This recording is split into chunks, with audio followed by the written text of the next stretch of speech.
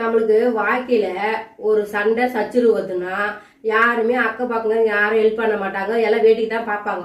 அதுவே அவங்களுக்கு ஒரு காரியம் ஆகணும்னா நம்மள மடக்கி மடக்கி பேசுவாங்க. அவங்களுக்கு எதனா தேவையானதெல்லாம் நம்ம கிட்ட கேட்பாங்க. ஒரு கடைக்கு போனா இது வாங்கியாங்க அதை வாங்கியாங்கன்னு சொல்லுவாங்க. அதுவே நம்மளுக்கு ஒரு ஒரு பிரச்சனை வர சொல்ல நம்மள யாருனே தெரியாதுன்னு போயிடுவாங்க. என்ன அதே மாரி தான் நம்ம வேலையில இருக்கணும். நம்மள யாரும் தெரியாதுன்னு போயிடணும். அது மட்டும் கிடையாது, மடக்கி மடக்கி வேலை வைக்கிறது. இது வாங்கியாங்க அதை வாங்கியாங்க இதை வாங்கியாங்க இதை கொடுங்க அத்தைத்துமே கொடுங்கணும். அதை மட்டும் எப்படி வேலை வைக்கிறீங்க? உங்களுக்குள்ள ஒரு இதுவா இருக்காதா? ஐயோ அவங்க ஒரு பிரச்சனை வர நம்ம ஹெல்ப் பண்ண கூட இல்லையே, நம்ம ஒழிஞ்சுக்கிட்டு போயிட்டுமே, ஆனா நம்ம வேலை மட்டும் போய் வைக்கிறோமேன்னு சொல்லிட்டு அந்த புத்தி அவங்க சிந்திக்கவே மாட்டாங்க. பிறகு எனக்கு வருது வேற எதாவது சொல்லலான்ட்டு என்னது சொல்லிட்டு கம்முனுக்காரு. வேலை மட்டும் எப்படி வைக்கிறீங்க? ஒரு பிரச்சனை ஒரு ஒரு வேணா பண்ண தேவையா, ஹெல்ப் பண்ண தேவை, அவங்க வாங்கிவாங்க வாங்குவாங்க. வேலை மட்டும் ஏன் வைக்கிறீங்க?